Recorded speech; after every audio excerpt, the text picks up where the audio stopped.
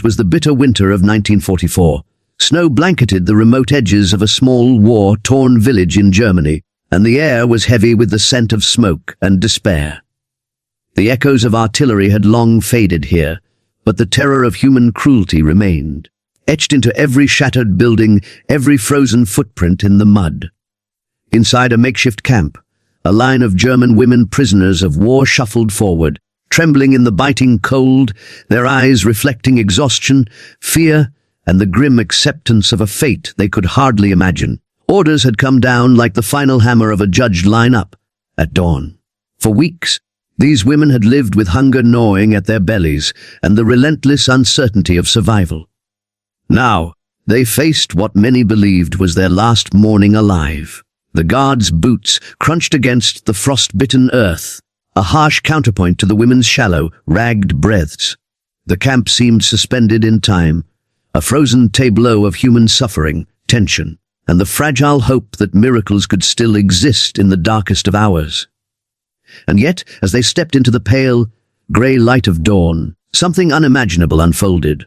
A pause, a gesture, a small kindness that would defy all expectation. It was a moment where humanity pierced through the armor of war, a quiet yet profound declaration that even in a world consumed by violence, compassion could still bloom. In that frozen morning, the impossible became real, and the lives of these women were touched in a way they had never dared to dream. The women stood in formation, the frozen earth biting through the soles of their worn boots, their bodies shivering under threadbare uniforms that had seen months of hardship and neglect. The dawn was pale and unforgiving, casting long shadows across the mud-smeared camp. Each breath they drew fogged in the frigid air, rising like ghostly wisps that mingled with the faint scent of smoke from distant fires. Their eyes, wide and wary, darted to the soldiers on either side, whose stern faces betrayed little, yet whose presence was a constant reminder of the fine line between life and death. They had been told to expect execution, a sentence handed down without trial, without mercy. It was a cruel certainty, one they had carried in their hearts since the previous night, and yet the human instinct to hope, irrational as it was, still flickered quietly beneath layers of fear. The camp itself seemed a relic of despair. Barbed wire fences framed the muddy expanse, the wooden watchtowers looming like silent sentinels against the grey horizon. Crates of supplies, long since pillaged or burned, lay scattered, their shattered remains hinting at a world that had once thrived but now existed only in fragments. The women, standing shoulder to shoulder, drew strength from one another, however faint, their shared fear binding them in ways words could not. Some of them had been nurses, others clerks, housewives, daughters.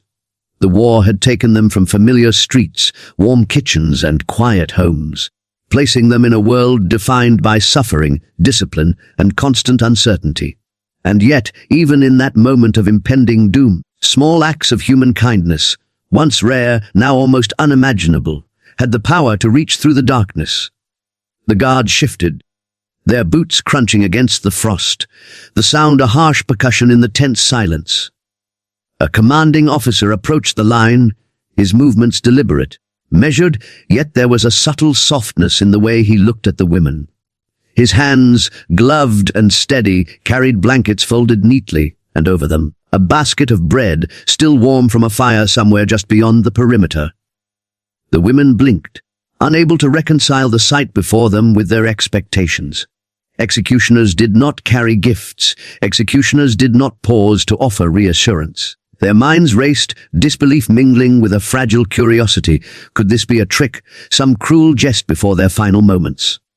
One by one, the officer and his aides moved along the line, handing blankets to the trembling prisoners. The warmth of the thick fabric against their frozen shoulders was almost surreal. Some of the women pressed the blankets to their chests as if to absorb the fleeting comfort they provided. When the bread was offered, the women hesitated, their fingers brushing against the warm crusts as though touching a fragment of a life they had thought lost forever. The taste, when they dared to eat, was simple yet profound, a reminder of sustenance beyond mere survival. It was a sensation they had almost forgotten, nourishment without fear, without the gnawing anxiety of what each bite might cost them. There were no words for this sudden shift in the air, yet the silence spoke volumes. A soft nod here, a gentle hand placed on a shoulder there, conveyed what the soldiers' eyes could not. An acknowledgement of shared humanity, a fleeting but undeniable compassion. The women's hearts, once tightly coiled with fear, began to loosen in increments, their minds struggling to absorb the reality that not every human being they encountered in this frozen, war-torn world intended harm. In that suspended moment, as the snow continued to fall in delicate, ghostly flakes around them, they tasted something almost alien relief. It was not merely the physical warmth that penetrated the cold. It was the recognition of their existence, their suffering, their fear.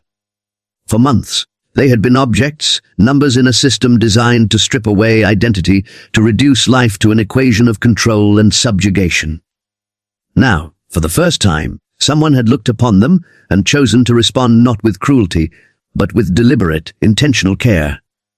One prisoner, a young woman whose hands shook violently, lifted her gaze to the officer's face and saw in his eyes the reflection of a principle long buried under the rubble of war mercy. Time itself seemed to stretch and warp. Moments, normally measured in seconds, expanded into something heavier, more profound.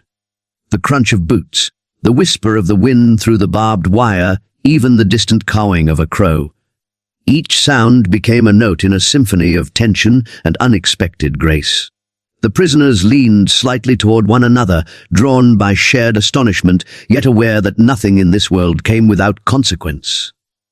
And yet, in the midst of this harrowing tableau, they discovered a strange equilibrium, the possibility that kindness could exist, even where it was least expected. Even the guards themselves were transformed in that morning frost. The rigidity of their training, the mechanical detachment demanded by duty, softened in subtle ways. Hands that had held weapons now cradled blankets, eyes that had been trained to observe weakness now registered surprise, empathy, and perhaps even a quiet sense of pride. It was a delicate balance, the line between discipline and compassion. But in those precious minutes, it tilted irrevocably toward humanity. The women absorbed it all, sensing with every fiber of their being that this act, small as it seemed, would be remembered far beyond the barbed wire fences and frozen ground. When the last blanket was draped, when the final piece of bread was distributed, a stillness settled over the camp that was heavier than any sound. The women stood in awe, not only at the unexpected mercy, but at the simple fact that in a world defined by cruelty, something unlooked for could bloom. Their fingers clasped the edges of their blankets, eyes scanning the faces of soldiers who had once been indistinguishable from executioners, now indistinguishable from protectors. A new narrative, fragile yet enduring, began to take root even in a place built to extinguish hope. Compassion could survive. And so, as the frost-laden wind brushed against their faces, mingling with the mist of their own breath, the women felt it, the first flicker of warmth in their hearts since the war had swallowed their lives whole.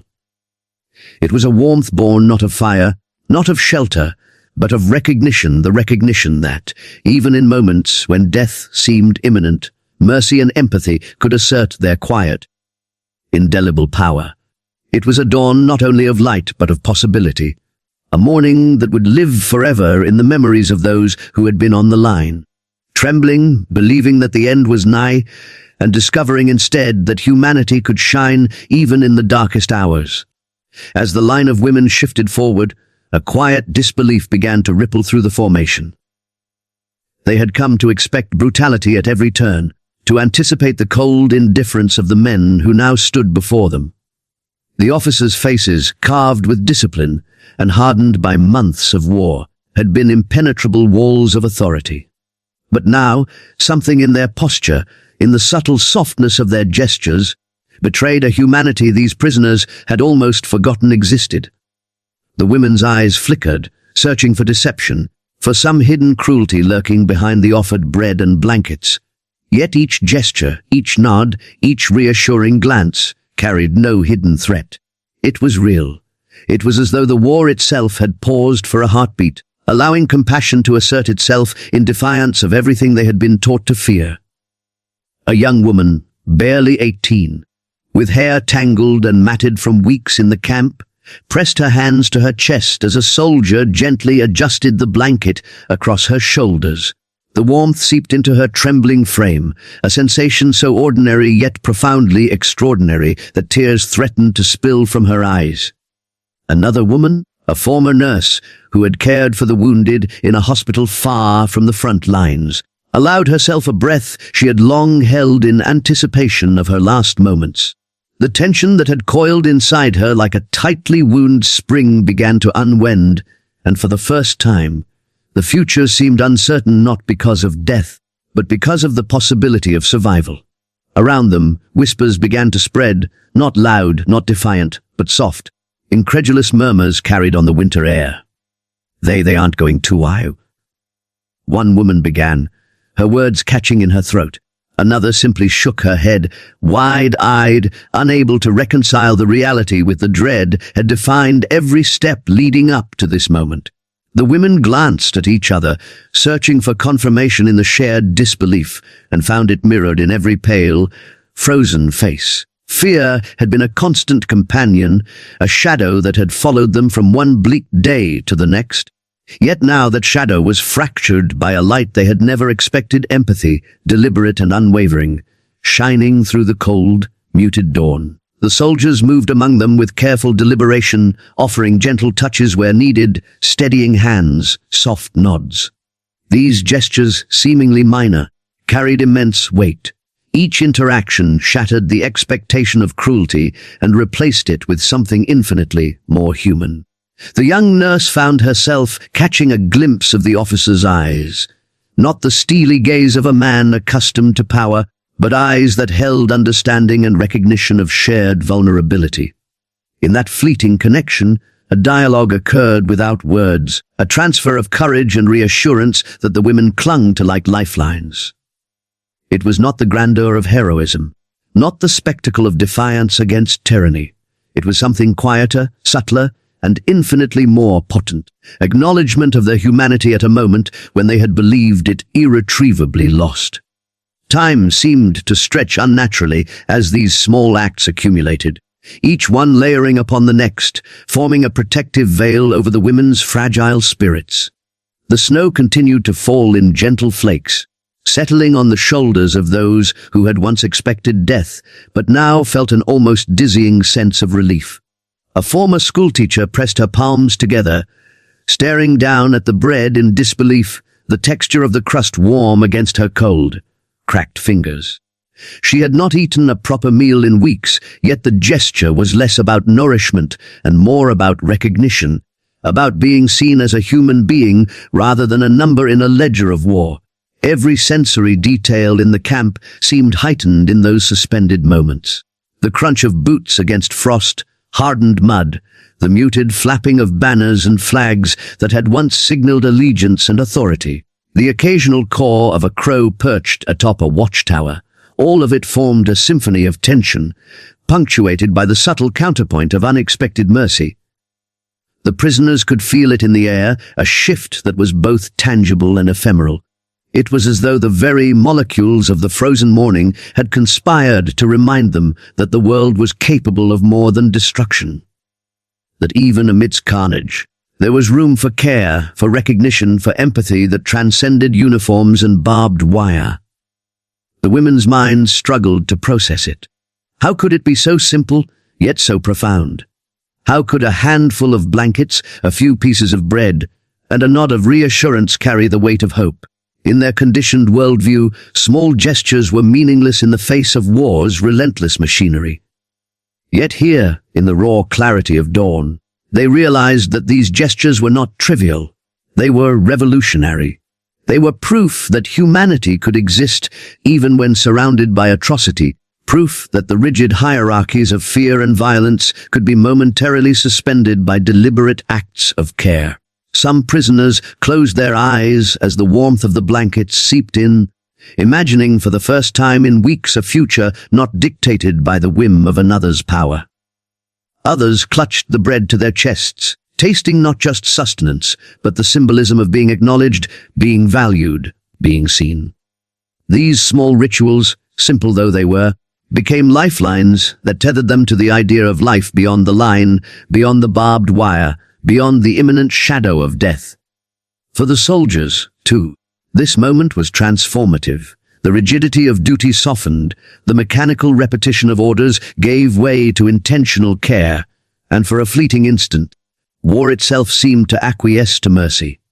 Whispers of astonishment spread further down the line, reaching even those who had remained stoic, hardened by months of hardship.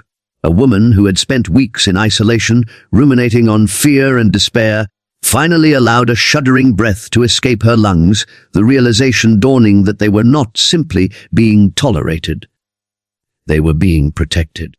The officer's gaze swept over the line once more, lingering just long enough to convey a silent promise that here, in this frozen expanse, they would not be abandoned to cruelty. The women's hearts, previously constricted by anxiety and expectation, expanded ever so slightly, embracing a flicker of possibility they had thought extinguished forever. As the minutes stretched into what felt like an eternity, the camp took on a surreal quality. The harshness of frost, the cold metal of fences, the looming wooden towers, all of it remained. Yet it no longer dominated the scene. Instead, the warmth of human connection, fragile and almost impossible, reframed the reality. The women leaned slightly toward one another, sharing glances of incredulity and relief, unspoken communication that conveyed trust, wonder, and tentative hope.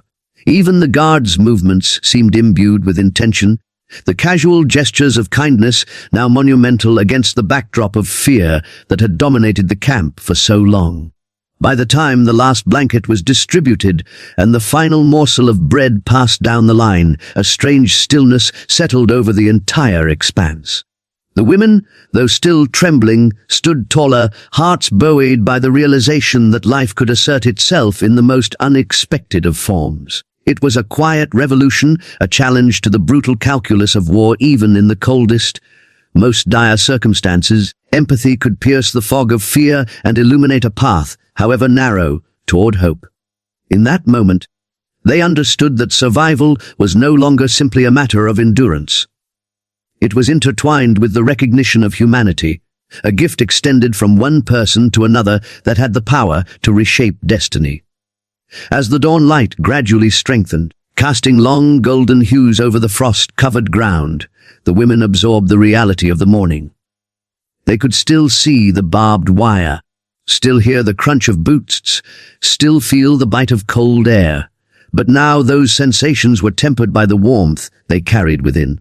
It was a warmth born not of physical shelter, but of a profound human acknowledgement. They were not invisible, not disposable, not defined solely by fear or death. In that suspended moment, the camp became more than a stage of impending execution. It became a testament to the enduring capacity for compassion, a fragile sanctuary carved out of the brutality of war, however fleeting it might be. Even decades later, the memory of that morning would remain indelible for those who lived through it. The gestures, the soft nods, the warmth of bread and blankets, these would be recalled with the same intensity as the most harrowing moments of fear. For in that frozen camp, against all expectation, the women had been reminded of a fundamental truth: mercy, when extended deliberately and without pretense, has the power to transform despair into hope, to convert trembling anticipation into measured relief, to reaffirm life in the face of imminent death. By the time the sun rose fully over the frost-covered camp, the world seemed transformed. The line that had once symbolized fear and inevitable death now represented something altogether different. An intersection of survival, humanity, and the fragile, almost miraculous presence of compassion. The women, who had stood with shoulders hunched and eyes wide with dread, now walked with cautious relief, their breath still fogging in the cold morning air, yet lighter than it had been hours before. Every step they took was infused with disbelief. They had come to expect cruelty at every turn, yet the day had unfolded as a quiet testament to mercy, a defiance of everything they had been conditioned to anticipate. The camp, previously a tableau of despair, bore witness to this subtle transformation. The frost on the barbed wire sparkled under the rising sun. The wooden watchtowers seemed less menacing, softened by the warm glow. Even the mud, churned and bitter underfoot, appeared almost benign in the light of the women's newfound hope. As they moved away from the line where they had feared for their lives, there was a tangible shift in the air. Less tension, less rigid expectation of cruelty, more an almost reverent pause, as if the world itself acknowledged the extraordinary nature of what had just occurred. Each glance, each gesture, reinforced a truth that had previously seemed inconceivable, that human dignity could survive even amidst the machinery of war. One woman, a former teacher, paused and looked back at the officer who had stood at the head of the line. His expression, calm and almost contemplative, met hers, and in that fleeting exchange, a silent communication passed between them. It was a wordless acknowledgement of what had occurred, a recognition that lives had been preserved not merely through circumstance, but through deliberate acts of care and conscience. The soldiers themselves, who had been trained for obedience and efficiency, now bore witness to the power of choice in a world defined by orders and consequence. Their presence, once a source of fear, had become a conduit for understanding, proof that even within the hierarchies of war, compassion could assert itself, quietly but irrevocably. As the women walked away, they felt the weight of disbelief slowly give way to gratitude.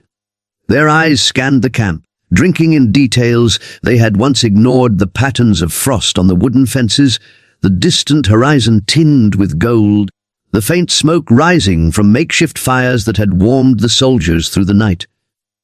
Each detail seemed to carry meaning, a silent testimony that the world could contain both cruelty and kindness simultaneously. Their movements, tentative at first, grew more assured as they internalized the lesson of the morning that life, even when threatened by the most imminent dangers, could be reaffirmed by simple, intentional acts of humanity. The air itself seemed to hum with a quiet reverence. The crunch of boots on frost, hardened ground, the gentle rustle of blankets, even the distant caw of a solitary crow, all were imbued with new significance. The women noticed the soft expressions of the soldiers as they lowered their weapons, their eyes no longer scanning for weakness, but reflecting respect and recognition. It was a moment of profound alignment, a brief suspended reflections, bonds were strengthened, solidarity reaffirmed, and an understanding of the profound impact of compassion emerged in ways that no textbook or lecture could ever capture. The soldiers who had participated in this delicate act of mercy also carried its weight. Their actions, small yet deliberate, became part of a narrative that transcended protocol and duty. Each glance, each gesture, each distribution of bread and blankets was an assertion that the human heart could defy expectation, that it could exercise discretion even when the machinery of war demanded uniformity and detachment. In this way, the morning became a mutual testament, a fleeting convergence of two worlds: the prisoners, vulnerable and fearful, and the soldiers, trained to enforce authority, yet capable of exercising empathy. Together, they created a memory that would outlast the harshness of the camp, the fear of the line, and even the echoes of battle itself. By mid-morning, the camp had shifted from a place of dread to a space of solemn reflection.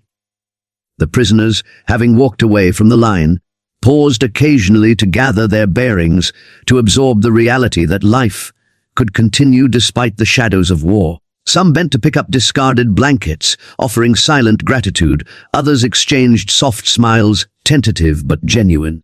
The realization that they had been spared, not by chance but by conscious choice, was overwhelming. It imbued the mundane act of moving through the camp with weight and significance. Every step, every glance, every interaction became a testament to the enduring power of mercy and the capacity of the human spirit to recognize and honor it. Even as the day advanced and the sun climbed higher, illuminating the frozen expanse of the camp, the memory of the morning's events remained vivid. The warmth of the blankets, the taste of the bread, the soft gestures of reassurance. All were etched into the consciousness of the prisoners. They would carry these memories not only as a record of survival, but as a profound reminder that even in the bleakest circumstances, moments of grace could exist. The ordinary had mention of the usual hierarchies and roles dictated by war. In this fragile equilibrium, the prisoners felt something previously unimaginable, a sense of safety, however tentative, and the ability to breathe without the constant premonition of harm. Every step forward was accompanied by reflections on what they had endured and what had been granted to them in return. Months of hunger, fear, and uncertainty had taught them the weight of suffering, yet in those few hours of unexpected compassion, they learned the magnitude of human resilience and empathy. A former nurse, who had spent nights tending to wounded soldiers and civilians alike, felt a renewed faith in the basic decency that could exist even amidst chaos. The warmth of the blankets, the taste of the bread, the gentle gestures of reassurance, each one became an emblem of survival, a tangible reminder that mercy could manifest in ways that transcended the machinery of war. The camp itself had once seemed oppressive, now bore witness to a quiet miracle. The fences no longer appeared merely as instruments of control. Instead, they framed a space where life had been affirmed.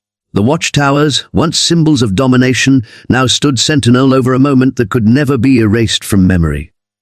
The frost-laden ground, previously treacherous and unforgiving, became a canvas upon which an extraordinary story of compassion had been painted. Even the harsh light of day, which had once accentuated every shadow of fear, now highlighted the resilience etched into the faces of the prisoners, a testimony to their survival and the enduring presence of humanity in the darkest times. As the morning deepened, conversations began to flow softly among the women. Whispers of incredulity mixed with laughter, subdued yet genuine, spread along the line as they recounted the moments of mercy they had experienced. Each retelling reinforced the sense that what had occurred was not a mere reprieve, but a transformative event, a lesson that would stay with them long after the war had ended. The camp had been designed to strip them of hope, to reduce life to fear and obedience, yet through a sequence of deliberate acts, it had become a stage for a quiet triumph of the human spirit. In these shared transformed into the extraordinary, the expected cruelty replaced with an enduring lesson in empathy. And though the camp would continue to operate under the rules of war, those moments would stand apart, suspended in memory as a quiet triumph of humanity. As the women finally gathered their belongings and prepared to continue their day, there was a collective understanding that something fundamental had shifted. They had walked away from the line, not just physically, but spiritually. The camp with its fences, its mud, its watchtowers, and its cold air would remain the same to an outside observer. Yet, to those who had lived the experience, it had become sacred ground, a place where fear had been challenged by mercy, where despair had been pierced by human kindness, and where the potential for life had been affirmed against all odds.